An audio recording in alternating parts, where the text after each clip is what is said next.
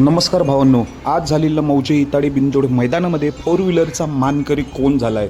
तर होच, तुम्ही ही व्हिडिओ बघताय तोच झालाय. म्हणजेच कोण? बैलगाडा क्षेत्रातील रॉकेट, घोटचा सर्जा आणि पाखऱ्या त्यांची एक प्रेक्षणीय बिनजोड शर्यत झाली होती. त्या बिनजोड शर्यतीमध्ये घोट सर्जा आणि पाखऱ्या ही जोडी जिंकली होती. तर आता लॉटरी स्वरूपात ही फोर व्हीलर I-10 घोट सर्जा आणि पाखऱ्याला मिळालेली आहे. आज फोर व्हीलरचा मानकरी घोटचा सर्जा झालेला आहे. तर खूप भारी वाटतंय. आज घोट सर्जाला ही फोर व्हीलर मिळालेली आहे फायनली. जी ही गाडी फॉर्च्युनर गाडी घोट सर्जाची हुकली होती, पण आज त्याला फोर व्हीलर मिळालेली आहे. चारचाकी गाडी मिळालेली आहे बक्षीस स्वरूपात. घोट सर्जाला मालकांचं खूप नाव मोठं करतोय.